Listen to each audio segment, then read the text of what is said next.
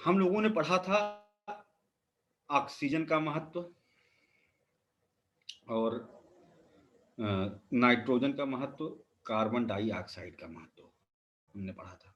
ठीक है, अब यहाँ ऑक्सीजन के महत्व में एक थियरी समय कम रहते हुए क्या कहते हैं बच गई। और वो थियरी है जिसको बीच में हमने चर्चा भी करी है, कभी कभी थोड़ा मोड़ा मैंने चर्चा करा है उस पर। बहुत ही महत्वपूर्ण थियरी है, प्री में भी पूछी जाती है, मेंस में भी पूछी जाती है, और फर्स्ट क्लास ज्योग्राफी में भी हमने पढ़ाया था।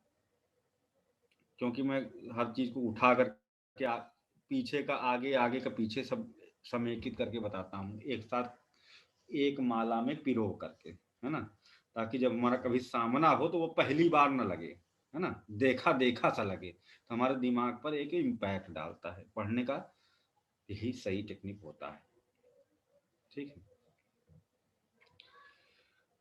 अब बात आती है कि oxygen, then how oxygen come on earth. अब यहाँ पर ऑक्सीजन, नाइट्रोजन और कार्बन डाइऑक्साइड तीनों का कंट्रीब्यूशन हमें, क्योंकि तीनों हम लोग पढ़ चुके हैं पिछली क्लास में, है ना, ऑक्सीजन, नाइट्रोजन, कार्बन डाइऑक्साइड, तो तीनों को ही मिला करके जो इवेंट होता है, जो घटना घटती है ना, उसके बारे में हम यहाँ पर चर्चा समेकित रूप से कर लेंगे।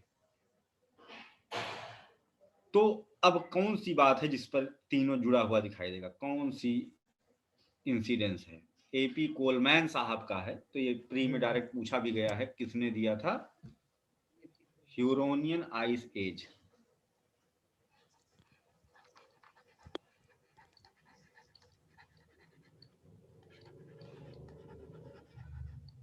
ठीक है, यू ह्यूरोनियन हिम युग।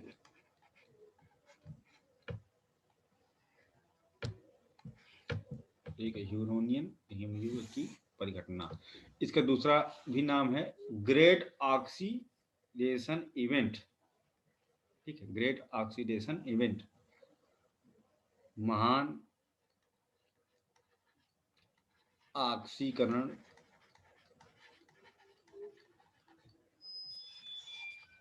की परिघटना।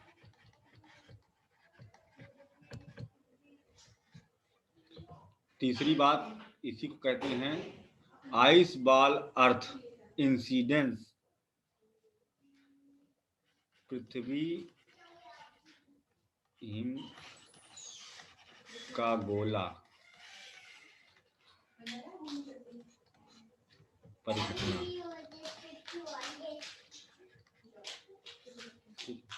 ये तीन घटनाएं सेम है, एक ही हैं, और इनको ये कॉन्सेप्ट जो दिया था एपी कोलमैन साहब ने दिया था। अपने में बहुत सारे तथ्य, बहुत सारी जानकारी संजोए हुए ये थियरी है। कितने लोग हैं जिन्होंने ये थियरी पीछे पढ़ रखा है? ये जी क्या सर। बताती है actually? Importance of the green house effect. इससे हमें सीखने को क्या मिलेगा, देख लेते हैं। इससे हमें सीखने को क्या क्या मिलेगा? इससे पहली चीज सीखने को मिलेगी how oxygen come on earth. पृथ्वी पर ऑक्सीजन का प्रादुर्भाव कैसे हुआ, कैसे आई ऑक्सीजन जो लाइफ गैस है जो हम लोग ले रहे हैं, ये कैसे आई यहाँ पृथ्वी पर? एक तो ये बात पता चलेगी, जीवनदायी गैस, है ना। दूसरी बात हमें पता चलेगी कि green importance of natural green house effect,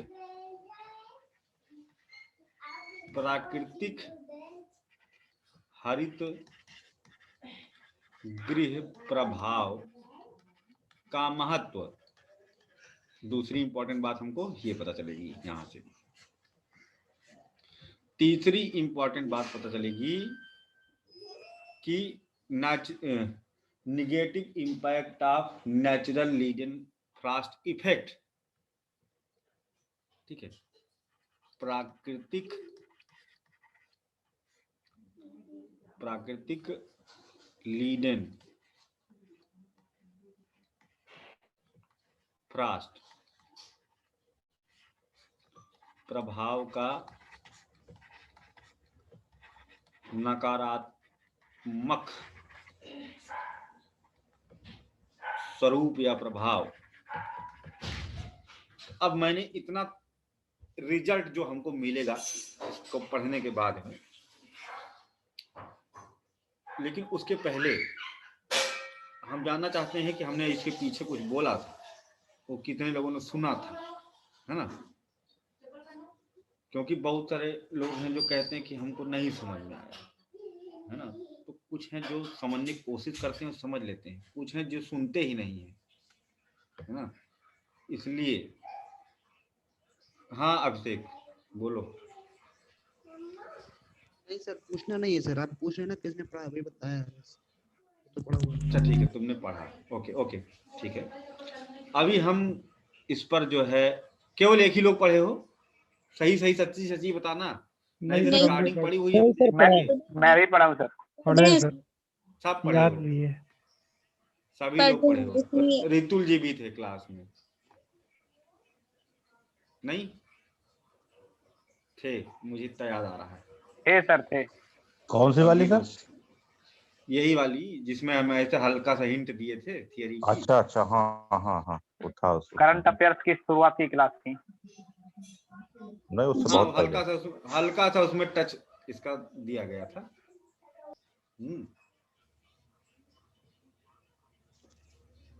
यहाँ पर हम पूछना चाहेंगे कि नीलिमा तुम हो ना, आज तो सुन रही हो क्लास नहीं? हाँ सर जी सर। हाँ, तो पीछे कल भी क्लास हुई थी। तो ये बताना है तुमको, बहुत सरल सी बात कि अभी हमने बोला कि ना, देखो कितना सरल सी बात है। बात ये है कि हम 3 गैस पढ़ चुके हैं, उनका महत्व पढ़ चुके हैं, ऑक्सीजन, नाइट्रोजन और कार्बन डाइऑक्साइड। ऑक्साइड का हरित गृह प्रभाव और प्राकृतिक हरित गृह प्रभाव, है ना, ये सब चीजें हम लोगों ने पढ़ा है। वाटर वेपर भी एक हरित गृह गैस है, ग्रीन हाउस गैस है, बट हाईली वोलाटाइल। और सबसे खास बात यह है कि आने वाले और जाने वाले दोनों ही विकिरण को अवशोषित कर सकती है वाटर वेपर, लेकिन शीघ्र ही विखंडित हो जाती है ना? इसको ध्यान में रखना। एक बात ये भी है, अब फिर से बात करते हैं कि हम तीनों के महत्व पढ़ चुके हैं। अभी ये बताओ कि जो रिजल्ट हमें इसको पढ़ने के बाद मिलेगा, वो पृथ्वी पर O2 का प्रादुर्भाव, प्राकृतिक हरित प्रभाव का महत्व, ये तीनों किस प्रकार से ऑक्सीजन, नाइट्रोजन और कार्बन डाइऑक्साइड से जुड़े हुए हैं।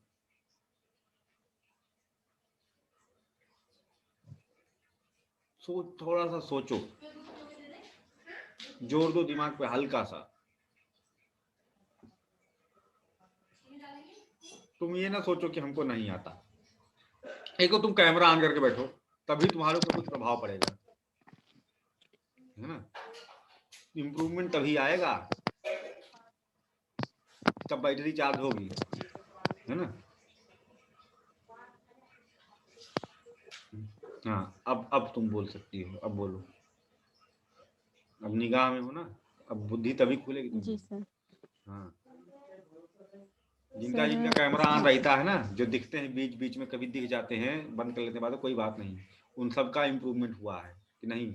सब तेज हो गए हैं, है ना? चार्ज होते चार्ज। अब तुम बताओ सर। जो प्राकृतिक हरित गृह प्रभाव का जो इफेक्ट है, मीन्स जो कांच का बॉक्स बनाया जाता है, वहाँ पे अंदर से येलो पेंट को कोट करके कोट किया जाता है। उसके बाद जो सूर्य की रोशनी आती है, जो प्रकाश आता है, जो किरणें आते हैं, वो अरे वो तो हो गया हरित गृह प्रभाव। हम यहाँ एक शब्द इस्तेमाल किए हैं क्योंकि ये तब की घटना है जब ग्रीन हाउस था ही नहीं, ह्यूमन ही नहीं था। अच्छा जी सर। तो इसमें प्राकृतिक हरित गृह प्रभाव, प्राकृतिक तौर पर हरित गृह प्रभाव, ये कल बताया गया था। कल वाली क्लास नहीं समझ में आई थी क्या? सर नहीं सर, स्टार्टिंग का नहीं की थी। आगे क्या होगा, इतनी थियरी है तगड़ी तगड़ी, क्लाइमेटोलॉजी। देखो, फिर से सोचो और हमको पहली लाइन बताओ। हमने बोला कि ये 3 पॉइंट, अच्छा और सरल कर देता हूँ, 3 पॉइंट हो गए। 3 पॉइंट में इसमें क्या बताना है, O2 वाला कौन सा है, N2 वाला कौन सा है, CO2 वाला कौन सा है, बस तुम हमको इतना बता दो बस, अभी ज्यादा नहीं। ये 3 में से कौन किसका है ये बता दो बस।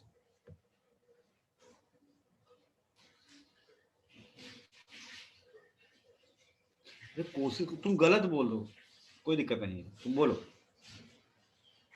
सर पहला O2 वाला है और राइट, सेकंड कार्बन डाइऑक्साइड का था, और जो लिडन प्रभाव है वो N2 का आएगा। राइट, देखो आया है ना। हाँ सर, आया ना, अच्छा। ठीक है। तो अब जरा सा ऐसे बता दो कि ये कैसे। ये तो एकदम सिंपल सी बात है कि इसकी बात हो रही है। ये वाला कैसे, प्राकृतिक हरितगृह प्रभाव।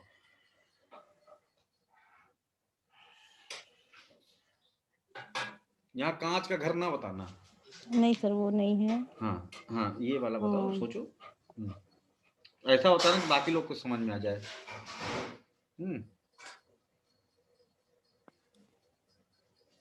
प्राकृतिक में सर जो पेड़ पौधे है उससे जो ऑक्सीजन निकलता है वो आएगा ना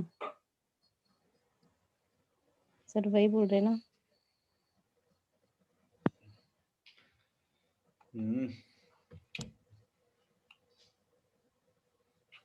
क्यों भाई, यही बोल रहा था क्या मैं? यही बोल रहा था क्या मैं, प्राकृतिक हरितगृह प्रभाव। देवेंद्र जी, इसको आप एक्सप्लेन कर दीजिए, जो ये नहीं कर पा रही हैं, हेल्प कर दीजिए, इनकी सहयोग करिए।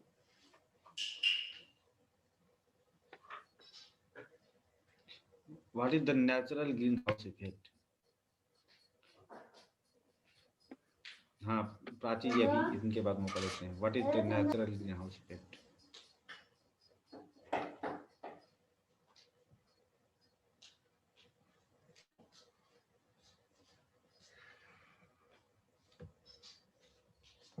प्राची, हाँ मैं देवेंद्र बताऊँ जी, सर? हाँ एक मिनट, देवेंद्र जी बता पाएंगे? नहीं, बहुत सरल सी बात है, इसको हम खुद समझाएंगे अभी फिर से, नहीं तो कोई और समझवाऊंगा। ये इतनी इंपॉर्टेंट बात है कि ये बहुत ही बार पेपर में हमको क्लिक करेगी कहीं ना कहीं। आधार है, अभी तो हम लोग क्लाइमेटोलॉजी का आधार बना रहे हैं। ये सब बातें अगर नहीं समझ में आएगी तो क्लाइमेटोलॉजी नहीं समझ में आएगी। तो इसलिए हम लोग अभी जो आधार बनाते हैं तो स्लो चलते हैं।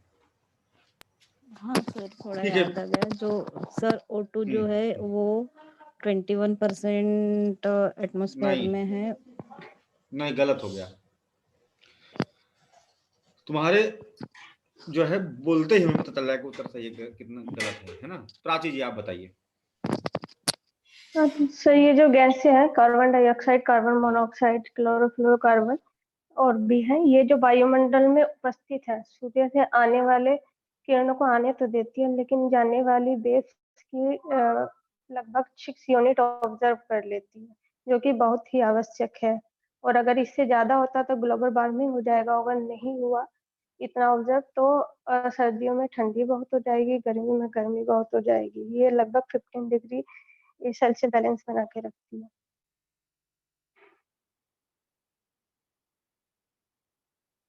हीट बजट को बैलेंस करके रखती है sir. Carbon dioxide, green house gases खत्म हो गई तो पूरी पृथ्वी पर जैसे यूरेनियम आइस एज आई थी आ जाएगी।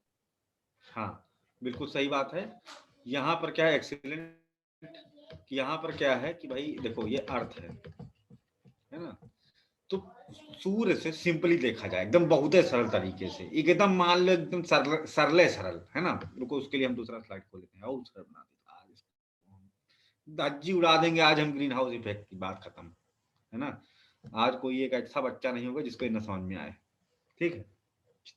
देखो भाई, ग्रीन हाउस क्या होता है, जो नीलिमा बता रही थी वो होता है, क्या होता है, कांच का घर। कैटल हाउस जहां कैटल रहे, ग्रीन हाउस जहां पेड़ पौधे रहे। इसको क्यों बनाते हैं? हाई लैटिट्यूड या हाई अल्टीट्यूड पर, उच्च अक्षांश पर, है ना, या क्या कहते हैं, अधिक ऊंचाई वाले क्षेत्र में, वहां पर सूर्य की किरणें पर्याप्त मात्रा में ना पहुंच पाने या तिरछी पड़ने के कारण ठंडक अधिक है। तो यहाँ पर क्या होता है कि हम क्या गर्मी में रहने वाले पौधे उगा सकते हैं? नहीं उगा सकते हैं।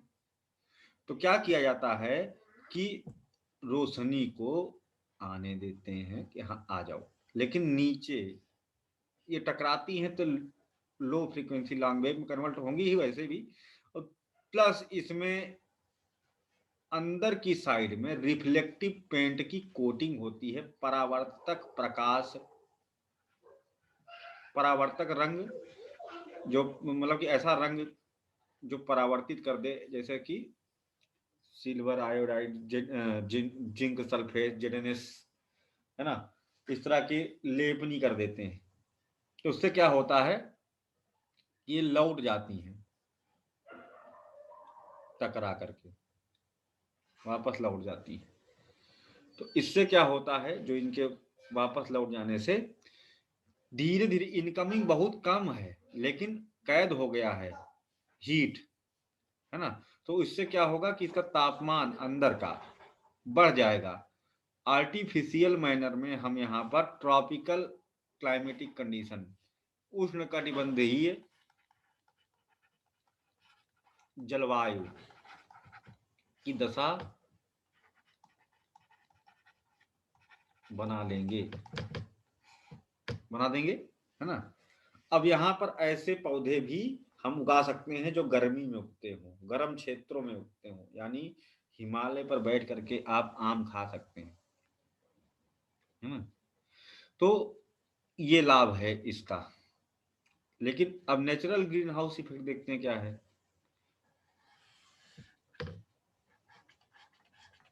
ये तो था ग्रीन हाउस, ये इफेक्ट नहीं है, ये खुद ही है ग्रीन हाउस। ये खुद ही ग्रीन हाउस है। ग्रीन हाउस इफेक्ट क्या है? इसी के प्रकार का फेनामेना अगर पृथ्वी पर देखा जाए, ये क्या है, हमारी पृथ्वी है, हाँ? मान लो यहाँ पर नीलिमा खड़ी है, ये ऐसे है ना, ये ठीक है। यहाँ पर क्या कहते हैं, भट्ठी वट्ठी है, खेत वेत हैं, ठीक। अब क्या है कि यहाँ से क्या निकला, कार्बन डाइऑक्साइड वगैरह ब्रीथिंग से बहुत सारी प्रक्रिया हैं। पीछे हम लोग इसको पढ़ चुके हैं वैसे भी, जब हम लोग पढ़ रहे थे न्यूट्रिएंट साइकिल। पीछे क्लास रिवाइज करना बहुत जरूरी है। तो carbon dioxide, methane, carbon monoxide, hydrocarbon, बहुत सारी गैसेस हैं जो वायुमंडल में उपस्थित हैं, जो कि हरित गृह गैसें कहलाती हैं, ग्रीन हाउस गैसेस कहलाती हैं, क्योंकि वो ग्रीन हाउस इफेक्ट डालती हैं। अब क्या है कि प्राकृतिक तौर पर अगर ये सब मानव ना करता हरकतें, तो जितनी गैसेस यहाँ पर उपस्थित होती, जो जिस परसेंटेज में, कार्बन डाइऑक्साइड का परसेंटेज क्या भाई, कितना परसेंट? 0.036 इतना होना चाहिए। लेकिन और इतना होगा तो क्या होगा, होता क्या है, नेचुरल ग्रीन हाउस इफेक्ट देख लेते हैं क्या है। वाटर वेपर भी है, ग्रीन हाउस गैस है, ओजोन भी है। अभी आ गई हाई फ्रीक्वेंसी शॉर्ट वेव, जो सूर्य देवता से पृथ्वी पर आई, टकराई।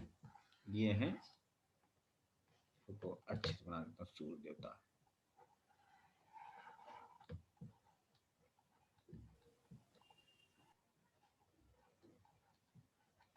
ठीक है, ये है सूर्य देवता हमारे, हैप्पी स्माइल, ठीक। अब क्या है कि यहां से आया हाई फ्रीक्वेंसी शॉर्ट वेव आ रही है, पृथ्वी टकराई, तो टकराने के बाद में जब ऊपर को चढ़ना शुरू करेगी, नीचे आना आसान होता है, ऊपर जाना कठिन होता है, और टकरा करके ऊर्जा क्षति के बाद में तो और होता है ना। तो क्या है, यहाँ से नीचे की जब ऊपर को जा रहे हैं तो लो फ्रीक्वेंसी लॉन्ग वेव जा रही है। कौन कौन सी हैं? इंफ्रारेड रेडियो वेव्स, है ना, ये सब माइक्रोवेव, ये सब आती हैं लो फ्रीक्वेंसी लॉन्ग वेव में, है ना। तो अभी क्या है कि ये बेसिकली क्या है, इंफ्रारेड अवरक्त प्रकाश विकिरण, लेकिन ये पूरा नहीं, इसमें से लगभग 6 यूनिट 6% वापस लौटा दिया जाता है, एटमॉस्फेयर में कैद रह जाता है, और इससे वायुमंडल हमारा गर्म रहता है। इतना होना चाहिए, इससे ठंडक नहीं हो। क्यों? क्योंकि ऑलरेडी नाइट्रोजन हमारे वायुमंडल में बहुत ही ज्यादा है। ये कितनी है बेचारी? बहुत कम है। और भी गैसेस हैं, बहुत ही कम है, लेकिन वो भी। और नाइट्रोजन जो मेन गैस है हमारे प्लेनेट पर, कौन सी है? 78% तो कौन सी गैस है? नाइट्रोजन, जो कौन सा काम करती है? कूलिंग। ठंडा पिलाने। कौन सी है नाइट्रोजन का एकमात्र कंपाउंड जो कि कूलिंग N2O। करके? Nitrogen dioxide. नाइट्रस ऑक्साइड, इसको याद रखना, पीछे बताया गया था, पेपर में पूछ भी लिया गया था, है ना। तो नाइट्रस ऑक्साइड जो है आपकी ग्लोबल वार्मिंग है, जबकि बाकी के जो NO2 है ना, NO3 N2, ये सब जितनी है, ये सब ठंडा करने का काम करती है। तो ये है atmospheric lead and Frost effect, वायुमंडलीय लीड एंड फ्रॉस्ट प्रभाव, जो ठंडा करने का काम करता है। लीड एंड फ्रॉस्ट प्रभाव क्या है? लिक्विड नाइट्रोजन का तापमान -273 डिग्री सेल्सियस होता है, जो एकदम ठंडा, इससे ठंडा कुछ नहीं होता ना। Kelvin scale,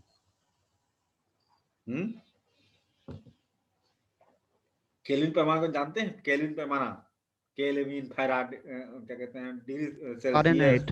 Fahrenheit. फारेनहाइट, ये सब कुछ पता होगा ना। जी बिल्कुल। हाँ, तो अभी क्या हुआ कि ये भाई यहाँ से वापस को रिफ्लेक्ट हुई, कुछ परसेंट रुक गया, तब तो मेंटेन था। लेकिन कार्बन डाइऑक्साइड वगैरह गैसेस अगर गायब हो जाए तो क्या होगा? ये कूलिंग इफेक्ट बढ़ जाएगा और फिर पूरी पृथ्वी ठंडी हो जाएगी, ठीक है। लेकिन अगर कार्बन डाइऑक्साइड की मात्रा, जो कि सबसे ज्यादा है, मेजर ग्रीन हाउस गैस है, और भी गैसेस जिनका नाम बताया वो भी है, क्लोरोफ्लोरोकार्बन, हाइड्रोफ्लोरोकार्बन, मानव निर्मित गैसेस भी हैं बहुत सारी, पर फ्लोरोकार्बन, ये सब भी हैं, लेकिन ये बहुत ही कम है, नेग्लिजिबल। तो यहां पर जब इनकी मात्रा बढ़ी तो क्या हो गया? तो ट्रैपिंग मैकेनिज्म क्या हो जाएगा? एक्सिलरेट, परिवर्धित।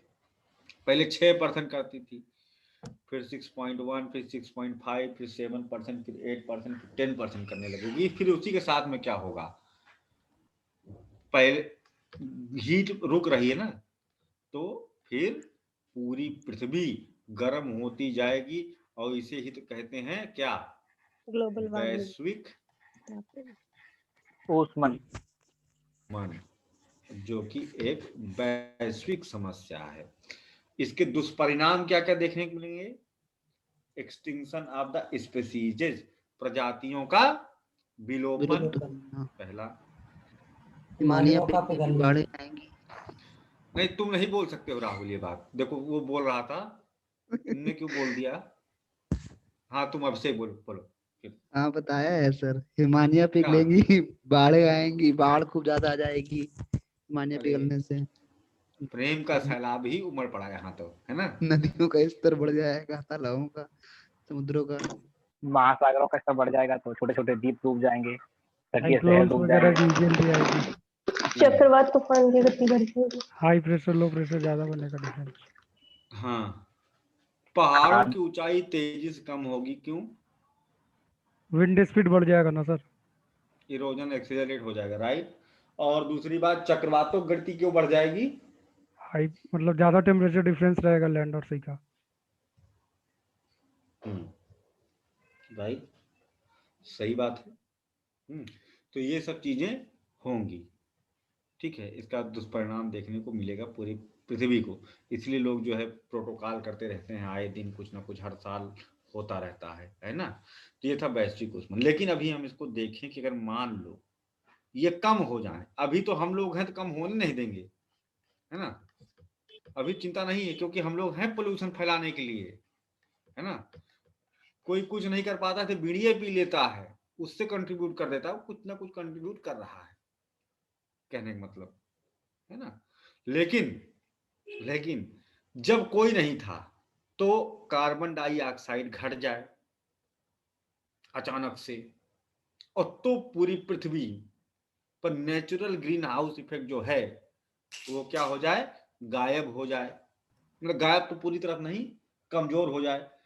तो क्या होगा भैया, क्या होगा नीलिमा, नीलिमा क्या होगा, सर क्या होगा? सॉरी सर, थोड़ा सुन नहीं पाई। कार्बन डाइऑक्साइड घट जाए और सर उसके बाद तुम जो है चाहो तो अपना ऑप्शनल सब्जेक्ट चेंज कर सकती हो, है ना। तुम्हारी भलाई के लिए कह रहा हूं, ठीक है। तुम्हारा ध्यान नहीं केंद्रित है, ये तुमको बता रहा हूं मैं। तुम चाहो तो अपना ऑप्शनल बदल लो, कोई सरल विषय ले लो, है ना। जैसे सोशोलॉजी हो गया, ऐसा कुछ विषय चूज कर लो, है ना। पता नहीं क्या कारण है, अब इससे सरल तरीके से तो पूरे क्लास का टाइम खराब होगा, है ना भाई। और किसको नहीं समझ में आया बताओ तो फिर से बताएं हम। और कोई ऐसा है जिसको नहीं समझ में, देखो कोई इसमें शर्माने वाली बात बिल्कुल नहीं है, लेकिन हमने जो बताया वही याद होना जरूरी। अभी हमने क्या बताया नीलिमा, जरा बताओ तुम।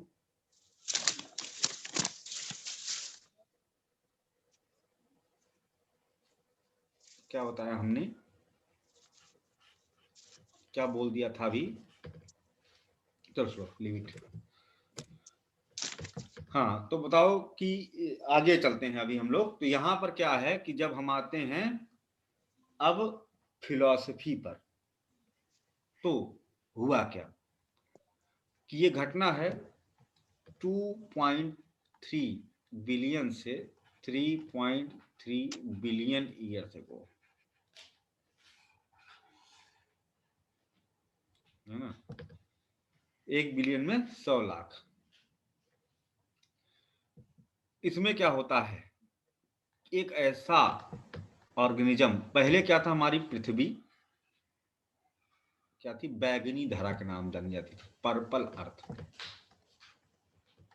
क्यों कही जाती थी बैगनी धरा? क्योंकि यहाँ पर जो वेजिटेशन था वो पर्पल था। इसके पहले, इस घटना के पहले जो पृथ्वी में जो वेजिटेशन था वो था पर्पल। जो भी वनस्पतियां थी, माइक्रोसेल्यूलर, है ना, एल्गी, फंजाई, पर्पल कलर, सब कुछ था, अच्छा था, ठीक ठाक था। फिर न जाने कहां से क्या हुआ कि एक इन्वेसिव स्पीसीज महासागरों में आ गई।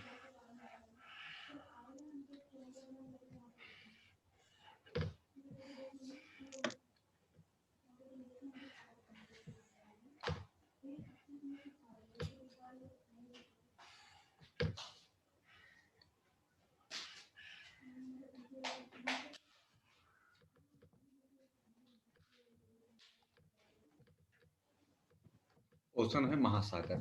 यहां पर क्या आ गया, एक इन्वेसिव स्पीसीज, पता नहीं कहां से आ गई। कहते हैं कि हम इंसान लोग एलियन हैं और हम लोग खुद दूसरे प्लेनेट से आकर के पहले यहाँ क्लाइमेट चेंज किए, छिड़क करके चले गए। जब यहाँ क्लाइमेट चेंज हो गया, है ना, तो बाद में फिर आए और यहाँ से तरफ हुए। क्योंकि यहाँ पर जब लाइफ डिपेंडेंसी थी, क्योंकि वोल्केनिक इरप्शन खूब होते थे, ज्वालामुखी अपरदन खूब होता था, तो मीथेन गैस की बहुतायता थी। मेथेन थी।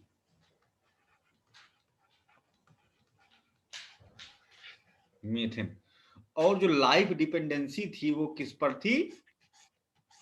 मेथेन पर थी। जो जीवन आश्रित था वो मेथेन गैस पर था। यानी जो जीवधारी थे वो मेथेन पर डिपेंडेंट थे। ऑक्सीजन का कहीं नामो निशान नहीं था। ऑक्सीजन कहीं थी तो केवल अर्थ की क्रस्ट में, ठीक है, वो भी चट्टान के रूप में कैद, ठीक है। Silicon dioxide, aluminium oxide, magnesium oxide, इनके फार्म में कैद थी, जो कि कभी मुक्त नहीं हो सकती, यूजेबल नहीं थी, कहने का मतलब ऑक्सीजन थी ना सर कैद? भाई वो किसी मतलब की नहीं है ना। वो SiO2 से क्या निकाल लोगे? ऑक्सीजन नहीं निकलेगी, ठीक है, नहीं निकलेगी वो क्योंकि एक मिनरल फार्म में है, वो कभी भी उसमें गैसीय साइकिल में नहीं आ पाएगी। ये सेडिमेंट्री साइकिल का पार्ट है, वहीं पर खत्म हो जाएगी, उसमें गैस में नहीं आ पाएगी, ये दफन है। नॉन बायोलॉजिकली, या कह सकते हैं biologically inactive oxygen is trapped in the rocks and contributed in the formation of rocks।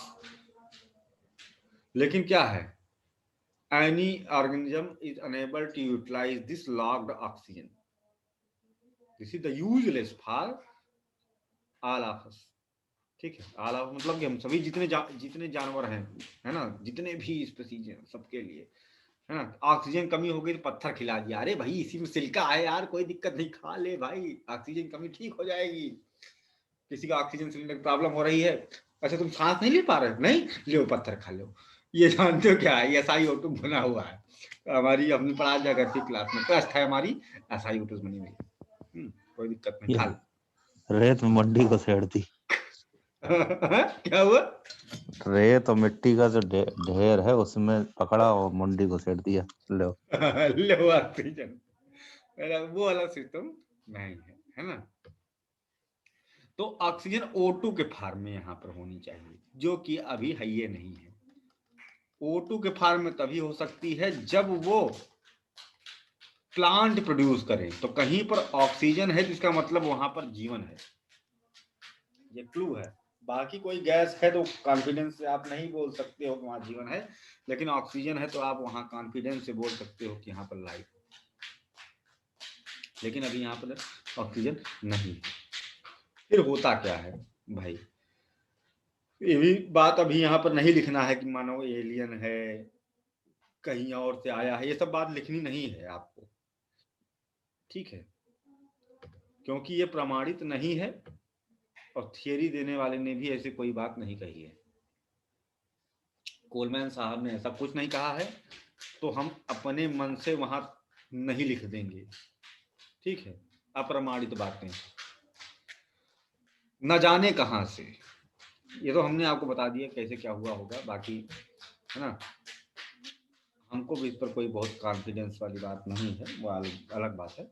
यहाँ पर आ गया एक एल्गी, ठीक है, साइनोबैक्टीरियल एल्गी आ गया, थोड़ा सा आ गया, थोड़ा हल्का सा, एक ड्रॉप सी। अच्छा कैसे आ जाता होगा,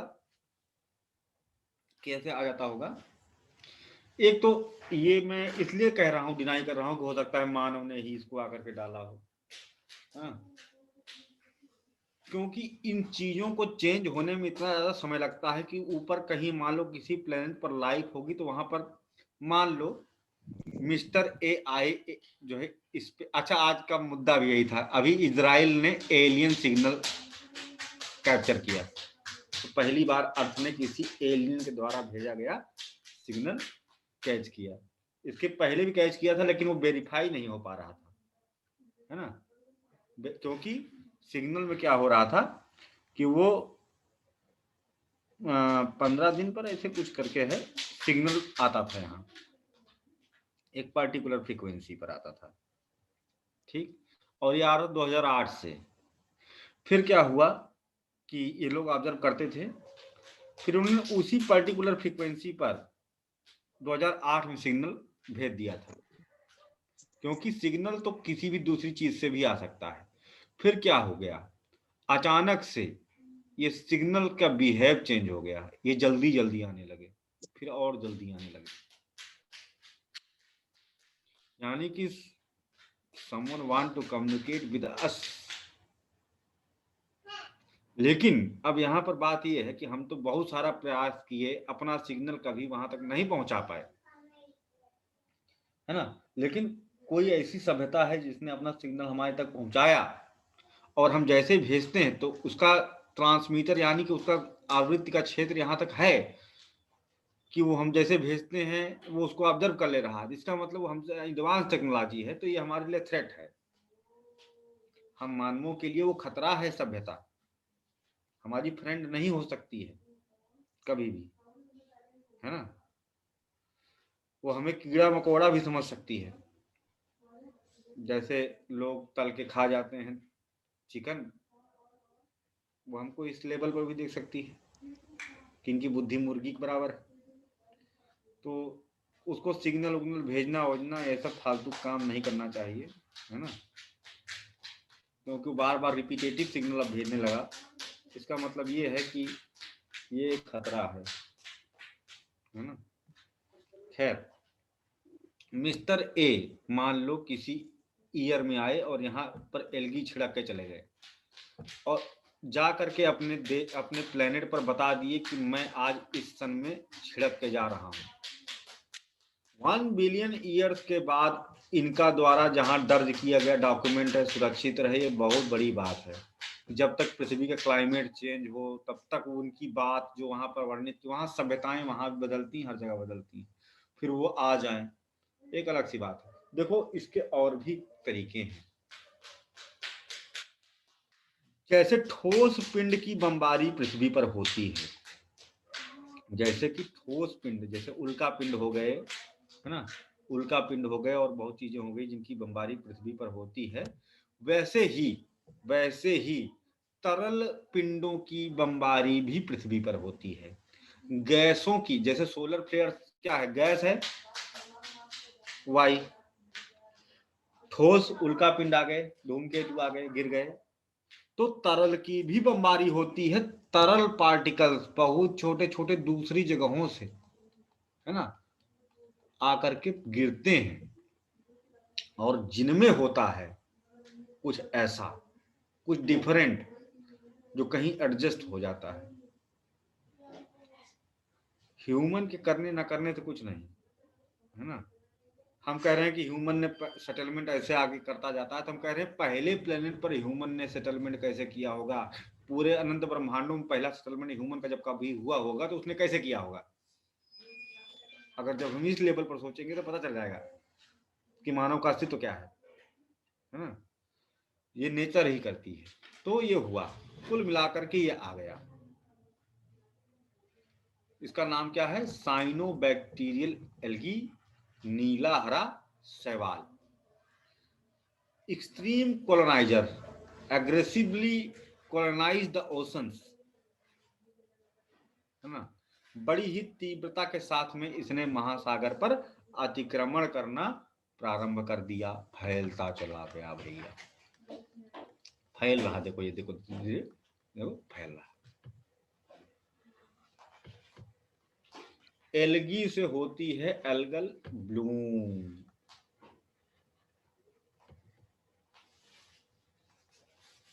फैल गया ये, क्योंकि एक्सट्रीम कोलोनाइजर। क्यों एक्सट्रीम कोलोनाइजर है? क्योंकि इसको कोई खा नहीं रहा है। अब आ गई थोड़ी सी इकोलॉजी से कनेक्शन, है ना। इसको कोई खा नहीं रहा है। तो जिन्होंने पढ़ा था, सोनू कश्यप जी सर, ये एक दूसरी जगह से आकर के ये बड़ी तेजी से यहाँ फैल रहा है, दूसरे जो यहाँ के ऑर्गेनिज्म हैं उनको रिप्लेस करता जा रहा है। इसका कारण क्या है सर उसका कारण ये है कि पहली तो बात यह है कि वो इसको कोई खा नहीं रहा क्योंकि ये विदेशीज है। गैर देशज, हाँ जी राइट जी, राइट। गैर गैर देशज। देशज क्यों नहीं खाएगा? क्योंकि सर कोई भी जानवर अगर किसी घास को देख लेता है तो वो सोचता है कि ये चीज पता नहीं कैसी होगी, खानी चाहिए नहीं खानी चाहिए। पहला रीजन तो ये है। और हम्म, दूसरा ये है कि धीरे धीरे सर हम्म, हम्म, हम्म, वो हम्म, हम्म, हम्म, सही है, सही बता रहे हो। फिर दूसरा पॉइंट याद नहीं आ रहा। अरे सोचो, कोई नॉर्मली बोलो। हाँ भानु तुम बोलो। सर जो नीला हरा शैवाल है तो वो फैल रहा है, तो फैलने के कारण सर अलगी क्यों वो, फैल रहा है? क्योंकि जो मछली तो था नहीं ना उस टाइम पे, बस नीला हरा नहीं शैवाल ही तो था। तो उसको कोई खाने वाला भी तो होना चाहिए जीव। कोई तो कुछ तो रहा होगा।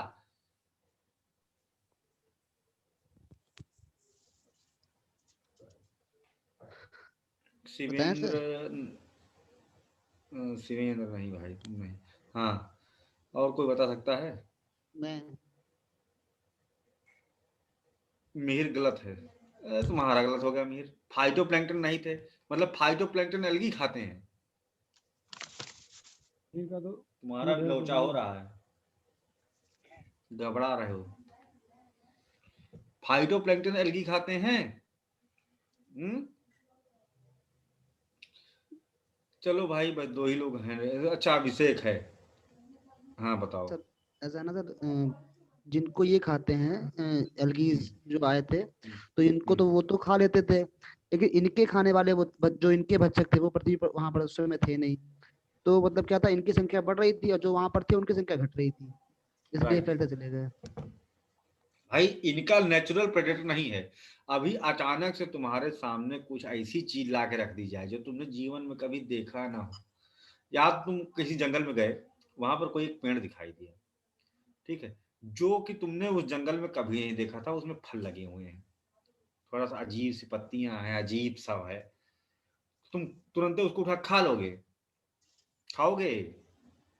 खा लोगे? खाओगे क्या? नहीं खाएंगे सर, कोई नहीं नहीं खाएगा। सर। हाँ, क्यों नहीं खाएंगे हम लोग उसको? अनजान है, पता नहीं क्या हो सकता गैर है। देशज पता खाते नहीं हैं। क्या हो, है ना? हाँ हाँ, रितुल जी बताइए। इनके ना होने का एक एक रीजन ये भी था क्योंकि ये एल्गी ना तो पूरी तरह से इनको हम एल्गी में रखते हैं, ना ही इनको पूरी तरह से बैक्टीरिया में रखते हैं, तो ये बीच में इंटरमीडिएट थे दोनों। और बैक्टीरिया को खाने के लिए होता है बैक्टीरियल वायरस, जिसको बैक्टीरियोफेज कहते हैं, तो वो भी नहीं था उस समय। यानी पहले जीव ऐसे थे जो आए यहाँ पर, और वायरस नहीं था पृथ्वी पर। वायरस क्या, तो कुछ भी नहीं था। अच्छा शिवेंद्र जी, आप इस बात से सहमत हैं? सर जहाँ तक सर मैं समझ पा रहा हूँ कि एक तो ये एलियन स्पीसीज थी, वो तो थी। इसके अलावा दूसरा जो कारण था वो ये था कि पृथ्वी पर उस समय मीथेन था, और जो नीला हरा शैवाल है इसने क्या किया सर कि मीथेन को तोड़ के CO2 लिया सर। इसने मीथेन को नहीं, तोड़ दिया और ये नहीं, यहाँ पर बस प्रश्न ये था कि हाँ सर, ये जो है एक्सट्रीमली कोलोनाइज कैसे कर पाया अपने आप को, हाँ सर, जबकि वही ना सर, बाहर से आया क्योंकि है। सर इसको अल्पसंख्यक होना चाहिए, अल्पसंख्यक होना चाहिए इसको, है ना? क्योंकि सर ये तो बढ़ता चला ऑक्सीजन गया। छोड़ता था, ये ऑक्सीजन का उत्सर्जन करता था, और ऑक्सीजन उस समय की जो जितनी भी प्रजातियां थी उनके लिए विष समान था। तो इसके उत्सर्जन से दूसरी प्रजातियां स्वतः ही मरती जा रही थी। गड़बड़ हो गया। नहीं सर, इसका तो बहुत सिंपल है, ये होगा ना, इसको कोई नहीं खा सर, नहीं रहा था। इसका सही है, अभिषेक का सही है, रितुल जी का सही है। अच्छा यहाँ ये पर था। बात, हाँ यहाँ पर बात ये नहीं है। अभी एक मान लो एक सिंगल ड्रॉप आ गई, वो कौन सा ऑक्सीजन छोड़ देगी कि पूरा सब मरने लगेंगे? पहले तो वो क्या करेगी, अपनी कॉलोनी ये तो बोला बढ़ाएगी। ना सर मैंने, ये तो बोला ना कि एलियन तो था, इसके लिए कोई खाता नहीं था। उसके दूसरे पॉइंट ये हो गया। अच्छा हाँ ठीक है। हाँ तो ये क्या हुआ कि अपने आप को एक्सट्रीम कोलोनाइज किया, तेजी से ये बढ़ा। अब बढ़ गया भैया, तो अब ये पूरे ओशन को पहले तो छा लिया, जिसे कहते हैं अलगल ब्लूम। और इसकी समस्या आज भी देखने को मिलती है। शैवाल प्रस्फुटन, एल्गल ब्लूम बहुत ही ज्यादा इंजीनियस होती है नेटिव बायोडायवर्सिटी के लिए। कहीं की भी सोमालिया में है, लोग मर जाते हैं, बीमार हो जाते हैं रेड सी की जो एल्गी है उसके कारण। तो ये ओशन को पूरा छा लिया इसने। ठीक है, तो नीचे सूर्य का प्रकाश क्या करने देगी, नीचे नहीं पहुंचने देगी। तो नीचे की जो जैव विविधता है वो क्या होगी, समाप्त हो जाएगी, गायब हो जाएगी। नीचे की बायोडायवर्सिटी क्या हो गई, नीचे रहने वाले जो जीव थे वो क्या हो गए, मर गए। लेकिन एकदम में नीचे रहने वाले जीव आज भी वही हैं जो आज के अरबों वर्ष पहले थे, वही हैं ये। अगर तुम्हें सबसे पुराना चाहिए तो समंदर में जाओ,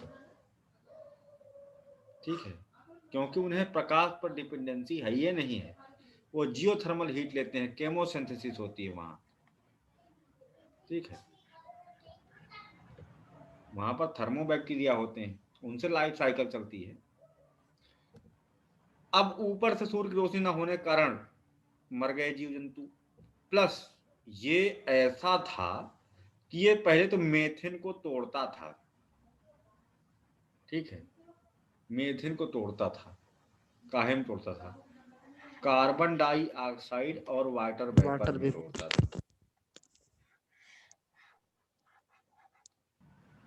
ठीक। तो ये ओ कहां से आ गया, ये प्रोड्यूस करता था, मेथेन लेता था। इसका खास बात यह है कि चाहे मेथेन चाहे कार्बन डाइऑक्साइड, ये उनको एब्जॉर्ब करके अपने स्टोमेटा से, जैसे पौधा क्या करता है वही तो छोड़ता है ऑक्सीजन, वो लेता है CO2 और ऑक्सीजन छोड़ता है पत्तियां। तो उसी तरह से ये क्या करना शुरू किया, एक नया चीज, ठीक है, कार्बन डाइऑक्साइड और मेथेन को एब्जॉर्ब करके वह रिलीज करता था, एटमॉस्फेयर में त्यागता था, ठीक। उससे ऑक्सीजन को त्याग रहा है तो क्या हुआ उस समय, हाँ उस समय, हाँ ऑक्सीजन रिलीज करा। अभी उस समय क्या कंडीशन हो गई कि क्योंकि पोल्यूशन तो था नहीं, है ना, क्योंकि पोल्यूशन तो था नहीं। पोल्यूशन एक लेवल पर इन्वेसिव स्पीशीज से डिपेंड भी करता है। जो हो रहा है बहुत बढ़िया हो रहा है, सही बता रहे हैं। जितना भी पोल्यूशन हो रहा है वो भी अच्छा है, जितना हो रहा है वो भी अच्छा है, सब बहुत बढ़िया है। अगर तुम ये सोचते रहोगे तो अगर कयामत भी आएगी तुम बचे रहोगे, ठीक है, क्योंकि तुम नेचर को गाली नहीं दिए हो, तुमको बचा लेगी, है ना। और जब कोसते रहोगे हे भगवान मेरे साथ तो ये हो गया, हे भगवान मेरे साथ तो ये कर डाला, तो तुम्हारे साथ वही कर डालेंगे जो तुम कह रहे हो। मंत्र हो गया वो मंत्र हो गया। मंत्र क्या होता है, तुम जो है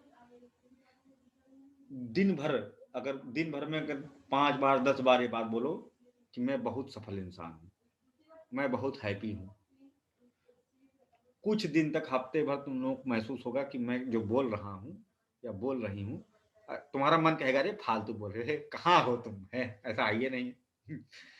हफ्ते भर के बाद तुम्हें थोड़ा थोड़ा फील होना शुरू होगा, क्योंकि तुम्हारी लाइफ में चेंजेस आना शुरू होना हो जाएंगे। ये मंत्र हो जाता है, मंत्र, ये मंत्र हो जाता है, ठीक है। जो तुम बार बार मैसेज भेजोगे अपने बारे में यूनिवर्स को, वही तुमको रिटर्न होगा। पॉजिटिव तो पॉजिटिव, निगेटिव तो निगेटिव।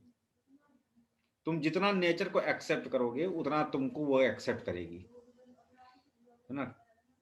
पूरी दुनिया में कोरोना फैल जाएगा, तुम बचे रह जाओगे, या जो उस धारा जुड़े हुए हैं उनको ना होगा, है ना।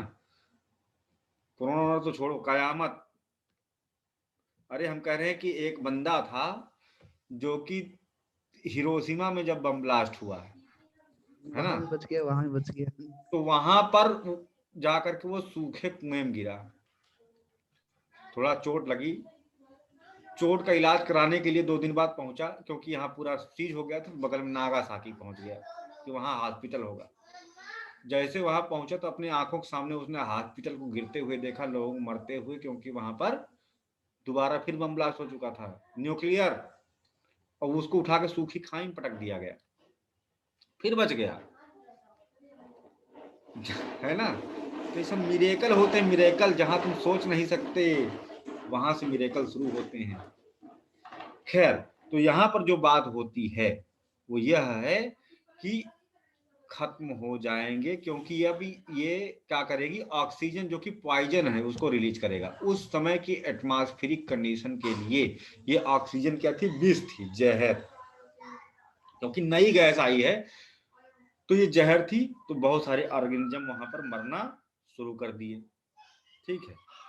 दूसरी बात, क्योंकि कार्बन डाइऑक्साइड बड़े पैमाने पर मेथेन टूट रही है, CO2 में तब्दील हो रही, CO2 को एब्जॉर्ब करके फिर यह, क्योंकि इसमें क्या है, साइनो बैक्टीरियल, है ना, तो मेथेन को तोड़ करके ये बैक्टीरियल CO2 प्लस H2O में, बाकी का पत्ती ने काम कर दिया। यहाँ पर देखा जाए तो एक पत्ती के अंदर एक बहुत बढ़िया अन्योन्याश्रयी संबंध देखने को मिलेगा, एक दूसरे को सहयोग कर रहा है एल्गी में, है ना, वो बैक्टीरिया और वो पत्ती, है ना, पत्ती नहीं है ये, मल्टी सेल्यूलर नहीं, मोनोसेल्यूलर है, लेकिन दोनों कंबाइंड इफेक्ट दे करके क्या कर रहे हैं कि कार्बन डाइऑक्साइड का अवशोषण कर रहे हैं, कुल मिलाकर के तेजी से खत्म हो रही है। तो तेजी से खत्म हो रही है तो क्या होगा, नाइट्रोजन यहाँ बड़े पैमाने पर होगी ही है, क्योंकि उसको तो कोई नहीं खाया है, नाइट्रोजन को तो कोई नहीं खाया है, तो यहाँ पर क्या हो जाएगा, यहाँ पर यह होगा कि नाइट्रोजन को पूरा तरह से नहीं खाया है कोई, मतलब खाया ही नहीं है, तो यहाँ पर CO2 की कमी हो गई, मेथेन कमी हो गई, जो कि क्या थी, मेजर ग्रीन हाउस गैसेस। तो उससे क्या हो गया कि अब नाइट्रोजन अपना इम्पैक्ट दिखाना स्टार्ट कर देंगे, शुरू कर देगी।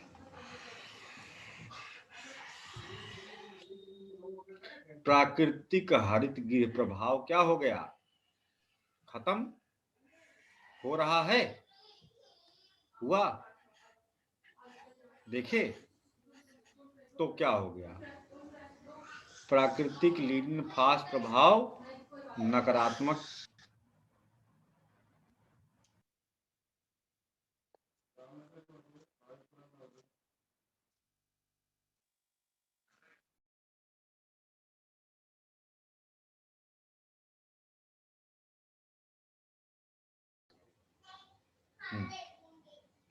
हाँ, तो इसको जो है क्या, ये क्या हो गया, ये परिवर्तित हो गया, ये क्या करता है, ये करता था गरम ना, तो ये क्या करेगा, ये गर्म करने वाला कम हो रहा है, तो ठंडा करने वाला क्या करेगा, क्या करेगा ठंडा करने वाला, अपना इफेक्ट इंक्रीज करेगा, ज्यादा ठंडा, बिल्कुल प्रभाव बढ़ जाएगा। हाँ, तो वो ऑटोमेटिकली वो है ही है ना, ऑटोमेटिक वो है ही है ना, सूर्य का प्रकाश चला गया तो अंधेरा है ये है डिफॉल्ट मोड में, है ना, यहाँ पर तो अपने आप हो जाएगा वो, तो ठंडा कर देगा, तो फिर ठंडा कर दिया, तो फिर ठंडा कर दिया, ठंडक पड़ गई और बहुत ठंडक पड़ गई, तो उससे क्या हुआ कि पूरी पृथ्वी पर हिमपात हुआ, पूरी पृथ्वी बर्फ के गोले में तब्दील हो गई और आइस बॉल इंसिडेंस कहलाया ये घटना, है ना, पृथ्वी हिम का गोला। दूसरी बात कि एक ह्यूरोनियन आइस एज क्या है, क्योंकि यहीं पर रिसर्च किया था कोलमैन साहब ने, ह्यूरॉन झील कनाडा, वहां पर रिसर्च करने के बाद उनको ये साक्ष्य मिले, कैसे मिले, क्योंकि ह्यूरॉन झील ठंडी में जम जाती है। लेकिन वहां पर उन्होंने पाया कि साइनोबैक्टीरियल एल्गी वहां पर जीवित मिला। ठंडी मतलब बर्फ में जम जाने के बाद जब गर्मी में बर्फ पिघली तो उसके बाद भी साइनोबैक्टीरियल एल्गी वहां पर ग्रो अप करता हुआ पाया गया। क्योंकि अब तो बहुत सारे मर गए जीव जंतु, सब क्लाइमेट चेंज हो गया उनके लिए, मास एक्सटिंक्शन फेज, लेकिन साइनोबैक्टीरियल एल्गी तब भी जिंदा रहा। इसने जब फिर धीरे धीरे धीरे धीरे फिर से वापस सब चीजें सुधरी, है ना, तो क्या हुआ, गर्मी आई, सब चीजें ठीक हुई, फिर धीरे धीरे धीरे धीरे धीरे तो ये वापस जब लाइफ सेटलमेंट यहाँ पर हुआ तो लाइफ O2 पर डिपेंडेंट प्रारंभ हुई, ऑक्सीजन पर डिपेंडेंट लाइफ। रीस्टोर फैक्ट्री, नई एप्लीकेशन अपलोड, है ना, ये भगवान का मोबाइल है ना, उसमें उनको गेम अच्छा नहीं लगेगा ना हम लोगों का, तो उसको रीसेट कर देंगे, है ना। जैसे कि डायनासोर थे, डायनासोर का गेम भगवान को बिल्कुल नहीं अच्छा लगा, है ना, उनका रिस्टोर कर दिया उसको, क्योंकि बिना बुद्धि के लोग, बिना बुद्धि के जीव थे, है ना, बड़े बड़े बस इधर से उधर भटकते रहते। भगवान का नहीं, कुछ नहीं, अब इंसान लाए तब उनको मजा आई, है ना। हो सकता है कि इससे ज्यादा कहीं और मजा आती हो, इससे बढ़िया बढ़िया बुद्धिजीवी लोग होते हों, है ना, पता नहीं आ रहे हैं कि नहीं, भगवान को मजा ये लोग तो आप लोग जानिए। तो अब बात आती है यहाँ पर अगली, कि ये थी हमारा थियरी पूरी, इस तरह से यहाँ पर ऑक्सीजन आई, यही घटना बताती है, इसमें तीनों चीज हमें एक साथ लिंक होते हुए दिखाई दे गई। तो इसमें बताइए कौन सा चीज ऐसा है, कौन सी बात ऐसी है जो नहीं समझ में आई है, उसको हम फिर से बता दें। कोई ऐसा है, कोई भी देखो, संकोच में ना बैठे रहो, यहाँ हम सीखने आए हैं। उठ गया सर दिमाग, बहुत बढ़िया है, प्रश्न उठना बहुत जरूरी है।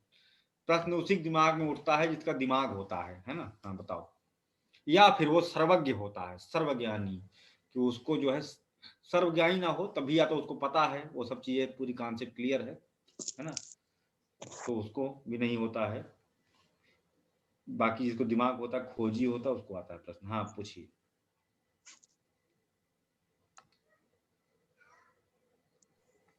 तो सर ये मतलब जो एलगी, जब मान लीजिए एलगी आई थी तो क्या धरती पे जल नहीं था उपलब्ध उस टाइम? ये प्रश्न ही गलत है।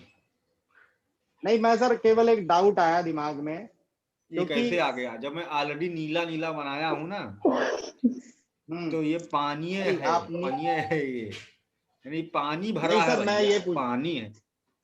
जब बैंगनी था उस समय की पूछ रहा हूँ सर। नहीं, बैगनी धरा का मतलब ये नहीं है कि यहाँ पानी नहीं था। बैगनी धरा मैंने इसको इसलिए कर दिया क्योंकि यहाँ पर जो वेजिटेशन थी वो पर्पल थी, हरी नहीं थी। ओके, क्योंकि सर जो ये साइनोबैक्टीरिया, हाँ, जो नीला हरा सवाल होता है क्योंकि नाइट्रोजन का यौगीकरण करता है प्रकाश संश्लेषण के द्वारा, मतलब ये नाइट्रोजन पैदा करता है, तो इस बात की प्रमाणिकता थी कि वहां पे पहले से नाइट्रोजन मौजूद थी। हाँ, पहले से नाइट्रोजन मौजूद थी हमारे, क्या कहते हैं, तो ये मतलब सर किसी थ्योरी में आया था या कहीं में मतलब बताया गया था कि पहले से ही नाइट्रोजन,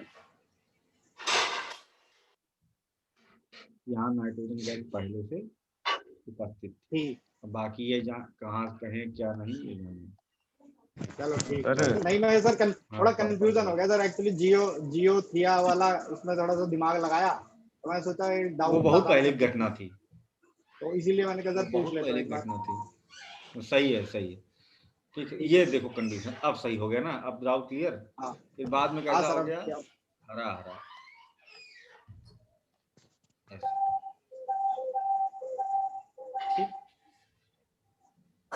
सर थोड़ा ये बताओगे सर, नेटवर्क चला गया सर, N2 ने अपना प्रभाव दिखाना शुरू किया, उसके बाद क्या हुआ था सर? उसके बाद क्या होगा कि वहां पर एटमॉस्फेरिक लीडेन फ्रॉस्ट इफेक्ट क्या शुरू कर देगा, क्योंकि जैसे हमने कहा नहीं कि हमने वहां पर बोला था, एग्जांपल लिया था कि जैसे मान लीजिए हमारा प्लेनेट है यहाँ अंधेरा डिफॉल्ट मोड में है, यहाँ पर क्या है अंधकार डिफॉल्ट मोड में है, तो सूर्य की रोशनी आती है तो क्या होता है उजाला हो जाता है, लेकिन सूर्य की रोशनी चली गई तो क्या होगा अंधेरा व्याप्त हो जाएगा। उसी तरह से नाइट्रोजन डिफॉल्ट मोड में है, तो जब कार्बन डाइऑक्साइड और मीथेन वगैरह गैसेस कम होने लगी, जो ग्रीन हाउस गैस थी गर्म करने वाली, तो चली गई, तो डिफॉल्ट मोड में N2 है तो वो क्या करेगी 78% है भाई, है ना, बहुत ज्यादा है, तो ठंडा करने का काम करेगी अपना, पूरी पृथ्वी को ठंडा कर देगी। रात में ठंडक क्यों पड़ती है भाई, ठंडक और गर्मी पड़ती क्यों है? ठंडक इसलिए पड़ती है क्योंकि गर्मी नहीं होती है। अभी हम लोग बैठ के जो गुड़गुड़ा रहे होंगे ठंडी, वो नाइट्रोजन के कारण है, क्योंकि कार्बन डाइऑक्साइड, क्योंकि सूर्य का प्रकाश अभी नहीं पहुंच पा रहा है जो हमें हीट का सोर्स दे रहा है, जो गर्म कर रहा है, तो डिफॉल्ट मोड में रात में डिसअपीयर हो गई सोलर रेडिएशन, तो नाइट्रोजन ने हमको ठंडा कर दिया, क्योंकि नाइट्रोजन ठंडी भी कारण से है, गर्मी भी कारण से है। ठंडी नाइट्रोजन कारण है, गर्मी जो है सोलर रेडिएशन के कारण है। बाकी हीट ट्रैपिंग मैकेनिज्म क्या करता है, सर्वाइवल कंडीशन बनाता है, ब्लैंकेटिंग इफेक्ट। अभी हम लोग केवल दो ही चीज फील कर पाते हैं, गर्मी और ठंडी। कुछ ऐसे ऐसे प्लेनेट हैं जहां पर 10 तरह का फील होता है, जो तुम अपने दिमाग से भी सोच नहीं सकते हो। यहाँ पर बस दो ये फील है, ठंडी और गर्मी, वहां पर 10 तरह का फीलिंग होता है, कुछ और फील हो रहा होता है, कुछ और फील हो रहा होता है ना। तो हम लोग के लिए यही बहुत है, बस ठंडी गर्मी ठीक है ना। तो ये चीज है, और क्यों, नाइट्रोजन के कारण,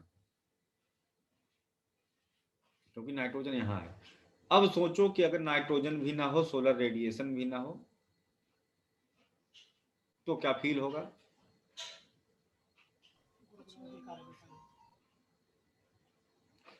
क्या फील होगा?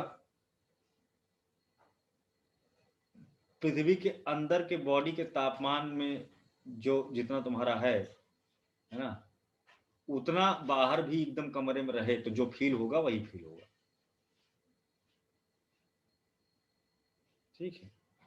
अगर तुम एसी के एडिक्टेड नहीं हो, है ना, तो, या किसी पर्टिकुलर क्लाइमेटिक जोन के एडिक्टेड नहीं हो तो, और वो होना संभव नहीं है, ठीक है। कुल मिलाकर के हमको बहुत बृहद में उसमें नहीं जाना है। ये बात समझ में आई कि नहीं? सबका डाउट क्लियर हुआ कि नहीं? जी यस सर, आ गई। किसी को भी नहीं आए हो तो मैं फिर से बताऊंगा, सबका साथ सबका विकास, है ना। यहाँ कोई श्रम की बात नहीं। सर ये जब हम पढ़ा रहे हो तो उस बात को ध्यान सुनिए और फिर हमसे खूब पूछिए, खूब पूछो हमसे। हाँ हाँ बताइए। सर ये ह्यूरॉन झील पर रिसर्च किसने की थी? कोलमैन ने, एपी कोलमैन, है ना। तो उन्होंने पाया, ऐसा स्ट्रेन्स पाए कि ये कैसे जिंदा रह जा रहा है, क्योंकि ठंडी में तो पूरी झील जम जा रही है, और बहुत सारी चीजें रिसर्च करी उन्होंने, तो उन्होंने पाया कि ये इस तरह का काम हो रहा है। फिर उन्होंने अपनी फिलॉसफी बना दी, जो दे दी, जो हम लोग पढ़ रहे हैं। हो सकता है कि आगे आकर के कुछ ऐसी फिलॉसफी आए जो कह दे कि ऐसा नहीं है, ऐसा नहीं हुआ था, तो हम लोग उसको पढ़ लेंगे। हम लोग तब तक नहीं पढ़ पाएंगे, क्योंकि नई फिलॉसफी अभी तो हो सकता ना आए इतनी जल्दी, है ना।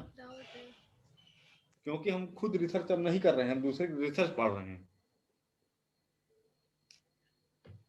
ये ठीक है, कोई दिक्कत नहीं है। सिलेबस बढ़ जाता है, आने वाले भविष्य के बच्चों को कोई रिसर्च कर देगा तो वो भी ऐड हो जाएगा, फालतू पढ़ना।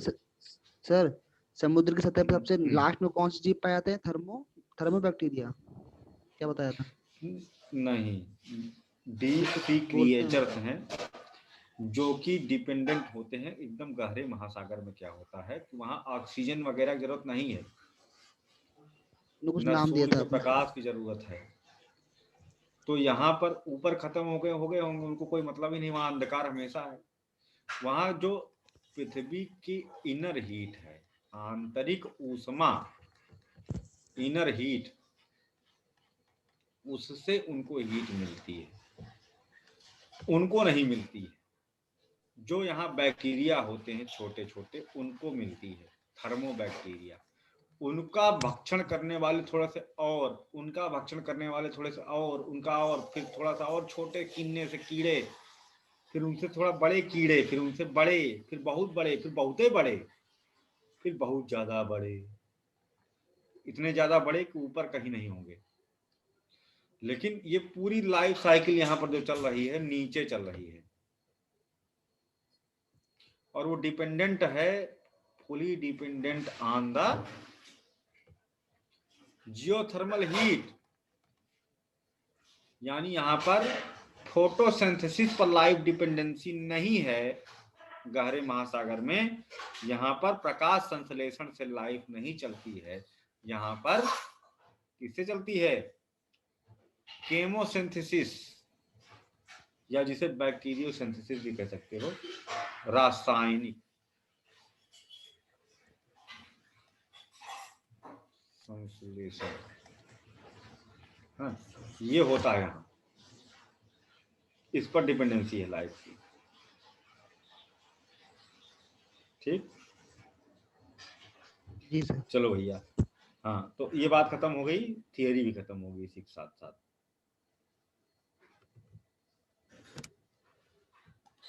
अगली बात, वाटर वेपर H2O के बारे में हम बता चुके हैं। ये क्या है? ये कहीं पर 0 है तो कहीं पर 2%। इसको आप औसतन मानिए कि 0 से 4% तक ह्यूमिडिटी कहीं ना कहीं होती, कहीं बिल्कुल नहीं, ड्राई रीजन है, कहीं पर 4% तक, ऐसे लगभग इसकी होती। वेरिएबल है, कहीं पर ज्यादा तो कहीं कम, depend on the weather condition, latitude, altitude, बहुत सारी चीजों में निर्भर करता है। किसी पर्टिकुलर जगह पर ही, किसी एक जगह पर ही हो सकता है कि कभी ज्यादा हो जाए तो कभी कम हो जाए। It depend on the weather condition, also dependent on the altitude and latitude. अक्षांश मान पर भी निर्भर करता है ना, और ऊंचाई पर भी निर्भर करता है। ठीक है, इन सब बातों पर भी निर्भर करती है। ये सबसे खास बात है कि सूर्य से आने वाली आपतित एवं परावर्तित, ठीक है, दोनों ही प्रकाश विकिरणों को एब्जॉर्ब करती है। It absorb not only the long wave terrestrial radiation but also incoming solar radiation. दोनों को ही एब्जॉर्ब करने की क्षमता इसके अंतर्गत होती है। लेकिन हाईली वल्नरेबल गैस है, विखंडनशील है, भंगुर गैस है, तेजी से विखंडित हो जाती है अपने आयनित रूप में। जैसे अल्ट्रावायलेट इसके ऊपर गिरती है, कहाँ टूट जाती है। ये भी अच्छी बात है, टूट जाती है, नहीं तो पृथ्वी उत्तरोत्तर गर्म होती चली जाती है। अब यहाँ पर थोड़ा लेवल बढ़ जाएगा, नहीं तो जैसे कैसे उत्तरोत्तर गर्म हो जाती, राहुल या शिवेंद्र या ऋतु जी में से कोई बताइए, हैंड रेज करिए जिनको इसका उत्तर पता हो। अगर अल्ट्रावायलेट रेडिएशन, अगर H2O इतनी माइन्यूट लेवल की बात है, हाईली वल्नरेबल गैस नहीं होती, ठीक है, अत्यधिक भंगुर, यूवी गिरने के बाद तुरंत टूट न जाती, तो पृथ्वी पर जीवन संभव नहीं होता। इस बात को एक्सप्लेन कौन कर सकता है? अब आई मुद्दे की बात, अब करो हैंड रेज। हाँ, ऋतु जी ने कर दिया भाई, और राहुल, सिमेन, और जो भी कर सकता है, जो भी कर सकता है, पुनीत, सोनू, नरवानी जी, मिश्रा, कोई भी एनीवन, भानु, बाबा फंसोगे नहीं, आजकल तो ठीक बता रहे हो वैसे। चलो बाबा बताओ, तुम्हें मौका देता हूँ, उसके बाद जो है चलते हैं आगे। आज राहुल जी से नहीं पूछा, राहुल जी बताएंगे, फिर उसके बाद दूसरे नहीं बता पाए दूसरे के बाद। चलो बोलो। सर ये ना जो ऊपर से जो किरणें आ रही हैं तो वो तो पृथ्वी पर आती हैं, लेकिन जो नीचे से जा रही हैं वो पूरी तरीके से मतलब नीचे से ऊपर जा रही थी, ठीक है। तो क्या हो रहा है कि 6% अब्सॉर्ब कर रहा है ये वायुमंडल अपना, फिर यही तो बात है ना। और अगर मान लीजिए ये टूटती नहीं तो उसको भी अब्सॉर्ब नहीं करता, ये चली जाती वापस सारी, तो दिक्कत होती ना पृथ्वी पर। यही तो है ना।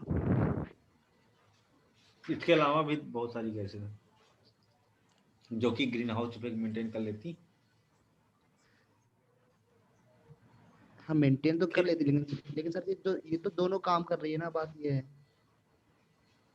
इसके ना होने से क्या गर्म तुरंत ठंडी पड़ जाएगी क्या?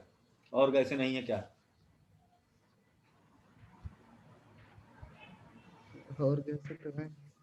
हाँ तो है, तो फिर क्या करें फिर? चलो ठीक है राहुल, आज तुमको हमने ये बोलने नहीं दिया, अब बताओ। मैं बताऊं? चलो ठीक है, तुम बताओ पहले। बोलने दो पहले। फिर तनुकारी जो प्रभाव है वो बता रहे हैं। पहले जो ऑक्सीजन है तो इसका क्या होता है कि मतलब सांद्रता कम हो गया, तो जिससे कि वायुमंडल को ये मतलब ठंडा करने का काम करता है, क्योंकि तो फिर ये नाइट्रोजन वायुमंडल पे एक तरीके से तनुकारी प्रभाव कर रहा है, क्योंकि ये एक जो ऑक्सीजन एक विषैला गैस होता है, और मतलब जीवन शैली गैस है, लेकिन वो विषैला गैस भी होता है, और नाइट्रोजन ऑक्सीजन को हल्का करने का काम करता है, तो एक तरीके से ये तनुकारी प्रभाव डाल रहा है।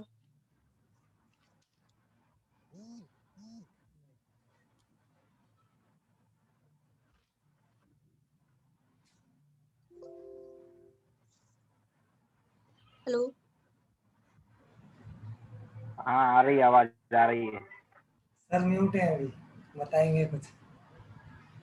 नाइट्रोजन कूलिंग इफेक्ट डालती है ना, जिससे कि वायुमंडल को वो ठंडा करती है, और ऑक्सीजन है, तो इस तरीके से ये तनुकारी प्रभाव डाल रही है ना, कि एक गर्म कर रहा है और एक ठंडा कर रहा है।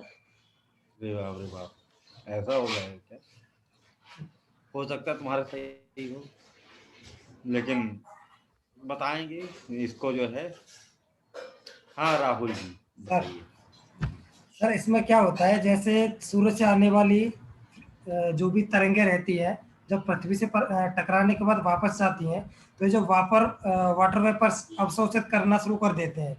तो जैसे जैसे अवशोषित करना शुरू कर देंगे तो जो भी ऊष्मा की दर है, अवशोषित होने की दर बढ़ती जाएगी।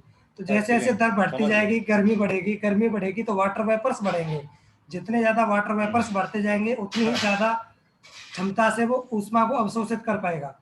जैसे जैसे गर्मी बढ़ती जाएगी तो लाइफ धीरे धीरे समाप्त होती जाएगी, क्योंकि ये किसी भी तरीके से जब टूट नहीं पाएंगे। अभी तो टूट जाते हैं यूवी रेस के कारण, जब यूवी रेस से भी इनका खंडन नहीं हो पाएगा तो ये ऊष्मा की दर को अवशोषित करने की दर को बढ़ाते जाएंगे धीरे धीरे। तो पृथ्वी पर किसी भी ताकत नहीं तुम्हें फेल कर पाए। सर आप बोले थे ना कि बहुत देखो जो बात है यही सही है, इसके अलावा कोई दूसरी बात सही नहीं है। एक लाइन सर इसमें और जुड़ सकती है। बोल रहे हैं सर, राहुल जी की बात को आगे बढ़ाएंगे। तुमने जो बोला हमने सुना सर, बस नाइट्रोजन का कोई मतलब ही नहीं है ना। यहाँ पर देखो, समझो बात, पहले तो इसकी बात समझो, ये क्या है एग्जैक्टली यही आंसर है। इसमें क्या है कि भाई वो एब्जॉर्ब करता है नाइट्रोजन, और कोई मतलब है नहीं ना, फर्जी की बात उधर नहीं जाना है हमको। यहाँ पर क्या हो रहा है कि वो आया, अगर ये भंगुर नहीं होती तो क्योंकि आने वाले को भी एब्जॉर्ब करती है प्लस जाने वाले को भी एब्जॉर्ब करती है, लेकिन यूवी इसको तोड़ देती है। नहीं टूटती तो आने वाले का भी एब्जॉर्प्शन हो रहा है, जाने वाले का भी एब्जॉर्प्शन हो रहा है। और वाटर वेपर में लेटेंट हीट ज्यादा होती है जैसे आप मान लो कभी सावना बाथ लेते हो ना, हीट मिलती है, पृथ्वी को वैसे सावना बाथ मिलती, भाप भाप भाप। अब क्या होती, और गर्म पृथ्वी, क्योंकि विखंडित तो वो हो नहीं रही है ना, और गर्म तो वाटर वेपर और पहुंचेंगे। क्यों पहुंचेंगे? क्योंकि वाष्पोत्सर्जन की दर एक्सीलरेट, उत्तरोत्तर फिर और अधिक, पहले 2 गुना, फिर 4 गुना, फिर 10 गुना, फिर 50 गुना पृथ्वी खौल जाएगी, पृथ्वी की मिट्टी पिघल जाएगी, एक समय ऐसा आएगा। समझे? एकदम एग्जैक्ट आंसर है, जितना बोलना था, जितना जरूरी था, सारी बातें इसमें थी। एक्सीलेंट। अब तुम्हारा लेवल ऐसा हो चुका है राहुल कि तुम्हें यूपीएससी इतनी औकात नहीं फेल कर सके। ठीक, बाकी प्रकृति की कृपा रहे, है ना। तुम्हारा थिंकिंग लेवल जो है बहुत अच्छा हो चुका है ना। Very good, excellent. हाँ ऋतु, जिसमें ऐड ऑन करिए। हाँ, एक लाइन इसमें और ऐड होगी, क्योंकि नाइट्रोजन की मात्रा सबसे ज्यादा है वायुमंडल में और हीटिंग इफेक्ट हो रहा है, तो वाटर प्लस नाइट्रोजन का रिएक्शन होने से नाइट्रिक एसिड बनेगा, जो और तेजी से वनस्पतियों को समाप्त करेगा। एसिड, राइट, एक्सीलेंट, बहुत बढ़िया। ये और एक एड ऑन चीज हो गई, बहुत बढ़िया, है ना। ये बहुत बढ़िया बात इन्होंने बता दी। अब इसमें क्या होगा कि क्योंकि एटमॉस्फेयर में नाइट्रोजन भी प्रेजेंट है ना, लेकिन नहीं ऋतु जी, गड़बड़ हो गया। अब बताइए कहाँ गड़बड़ हो गया? गड़बड़ सर इधर हुआ है कि हाँ, वो अम्ल बनेगा तो, लेकिन पृथ्वी पे गिरेगा नहीं, क्योंकि वर्षा नहीं होगी। नहीं, एक लेवल तक ठीक बात है, लेकिन अब भी नहीं सही है।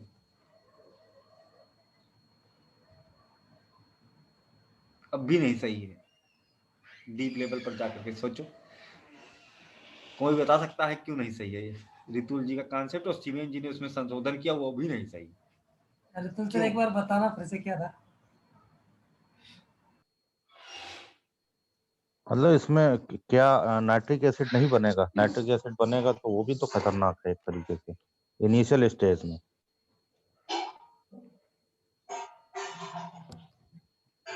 नहीं, कहना है इनका कि भाई वाटर वेपर ज्यादा हो रहे हैं, है ना, वाटर वेपर ज्यादा हो रहे हैं, ठीक है, वाटर वेपर जा रहे हैं, उनका आयनाइजेशन हो नहीं रहा है ना, टूट नहीं रहे, भंगुर नहीं हुए, तो वाटर वेपर नहीं ज्यादा बनेगा। हो रहे हैं सॉरी, एटमॉस्फेयर में। अपने शब्द वापस ले रहे हैं सर। जैसे हमने बोला वैसे आप समझ वापस गए। ले रहे हैं सर, वापस ले रहे हैं सर।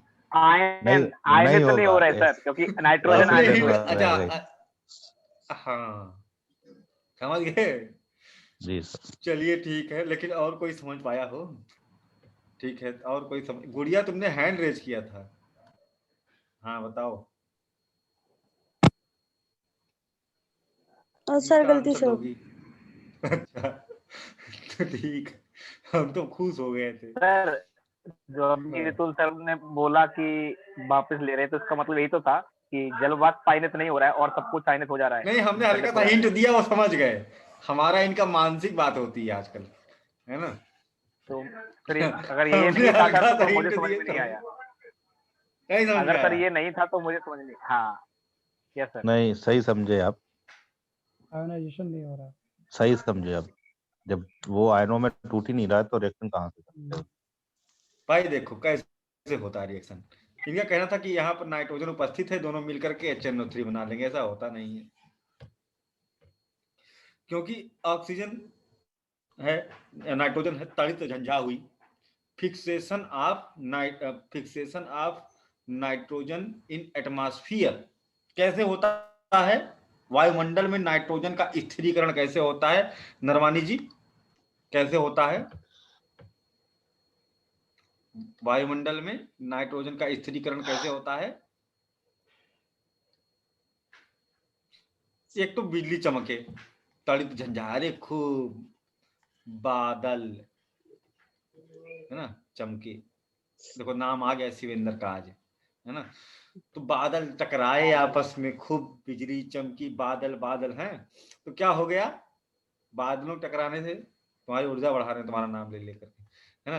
तो अब क्या हुआ इसमें, नाइट्रोजन जो ऑक्सीजन है उसके मॉलिक्यूल्स नाइट्रोजन से लग गए, नाइट्रोजन के ऑक्साइड्स बने। तो ये होता है, नाइट्रोजन के ऑक्साइड्स बनेंगे, है ना। और H2O पर अल्ट्रावायलेट, अच्छा अल्ट्रावायलेट गिरने से भी ये होता है, केवल तड़ित झंझा से ही नहीं, यूवी गिरेगी तब भी होगा, है ना। वोल्केनिक इरप्शन से भी होगा, फॉरेस्ट फायर से, बहुत सारी चीजें जिससे होता है, एटमॉस्फेरिक फिक्सेशन ऑफ नाइट्रोजन होता है।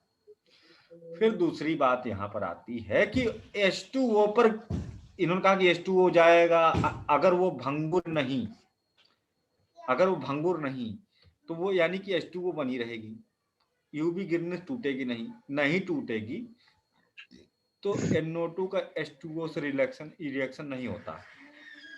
किसका होता है, जब टूटती है तो OH माइनस का होता है।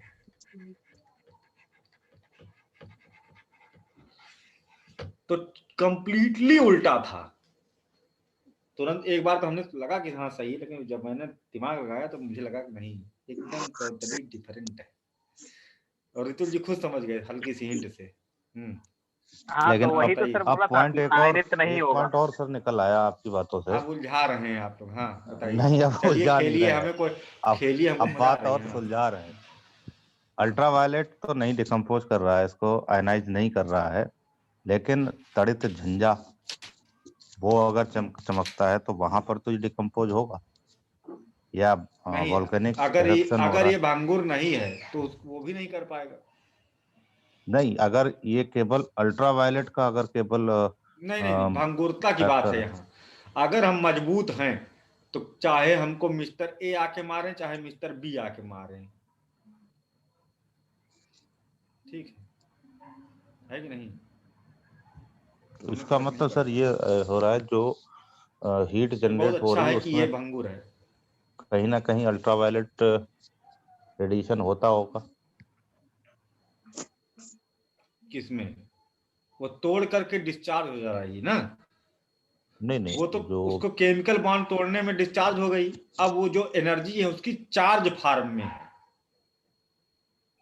मतलब कहने का मतलब यह है, जो अल्ट्रावायलेट रेस की जो फ्रीक्वेंसी कह सकते हैं, या उसकी जो इंटेंसिटी नहीं कहना चाहिए, जो उनकी कैपेसिटी कहना चाहिए, कैपेसिटी लेवल, तो इसका मतलब उसी रडार पे, उसी रेंज पे उस हीट की भी पड़ती होगी। नहीं नहीं नहीं, यहाँ गड़बड़ हो रहा है। देखिए अल्ट्रावायलेट रेडिएशन जो है ना, जो भी आ रही है, वो अपनी एनर्जी इसमें डिस्चार्ज करी है, तो उसकी एनर्जी कभी खत्म नहीं होती है ना। तो उसने क्या कर दिया, इसको H plus plus OH minus में तोड़ दिया, तो ये भी एनर्जी का ही तो फॉर्म है, आयनित तो ऊर्जा है ये। अब ये किसी से मिल करके फिर से डिस्चार्ज हो जाएगी, फिर से कंपाउंड बना लेगी, है ना। ये होता है खेल प्रकृति में। और कितना माइन्यूट लेवल की बात थी ये, लेकिन मतलब भंगुरता वाली, जिसका प्रभाव देखो पूरी पृथ्वी पड़ गया। हल्का सा प्रभु कर दिए होते, नहीं तुम थोड़ा देर में टूटोगे, तो गड़बड़ हो जाता नहीं। अगर ये सब बैठ के अकेले आप ध्यान में सोचिए तो कितना आनंद मिलेगा आपको, है ना। ये पूरी प्रकृति का खेल ऐसे दिखाई देने लगेगा, क्या हो रहा है क्या नहीं, है ना। तुम लोग जिस लेवल सोच रहे हो, बहुत सारे ये जो माजिद हुसैन वगैरह है ना, इनका दिमाग वहां नहीं पहुंचेगा। राहुल, हमको नहीं लगता कि माजिद हुसैन तुम्हारे बराबर सोच पाते होंगे। छोड़ो थिंकर की बातें, हम तो किताबें नहीं ली, इसीलिए तो किताबें नहीं करवाते किसी, है ना। गारंटी के साथ कह रहा हूँ। अलिनो लानिनम कहते हैं, न जाने क्यों किताब में लिखे हुए थे। चलो मर गए, उनकी बात नहीं करता हूँ, गए कोई बात नहीं। बर्नवाल वगैरह की तो कोई लेवल ही नहीं है, मतलब ऑप्शनल की बात ही नहीं है ना। लेकिन अभी नहीं लगता मुझे इंडिया में कोई ऐसी किताब है। जो तुम लोगों के थिंकिंग लेवल को सेटिस्फाई कर सके। यूपीएससी खुश हो जाएगा कुल मिलाकर के बस जब लिखोगे। बस बहुत ज्यादा हार्ड ना लिखना कि चेक करने वाले को भी ना समझ में आए, है ना। इसलिए बहुत ज्यादा कॉम्प्लेक्स नहीं, जितना पूछा जा रहा है उतने से उसको अच्छे से थोड़ा सा मॉडरेट चलना है बस, है ना। लेकिन ठीक है, इससे लग रहा है कि तुम लोगों को दिमाग कहाँ कोई ज्योग्राफी से कोई पंगा नहीं था, कोई कनेक्शन नहीं था, इतना अच्छा सोच रहे हो, बड़े प्रसन्नता की बात है भाई कुल मिलाकर, है ना। इस तरह की चीजें क्वेश्चंस पूछना भी बहुत अच्छी बात है, उनका आंसर कर देना तो बहुत बड़ी बात है ना। बहुत अच्छा, वेरी नाइस। ठीक है भाई, तो क्या कहते हैं, अगला आपका अगला जो है फिर कल किया जाएगा, है ना। आज के लिए बहुत डोज है, इसको आप लोग समझ के आइए, क्योंकि एटमॉस्फेरिक लेयर्स पढ़ना है हम लोगों को, वायुमंडलीय परतें। ठीक है जी sir. Good night sir. Good night. Good night sir. Good night sir. Good night. Good night sir. Good night sir.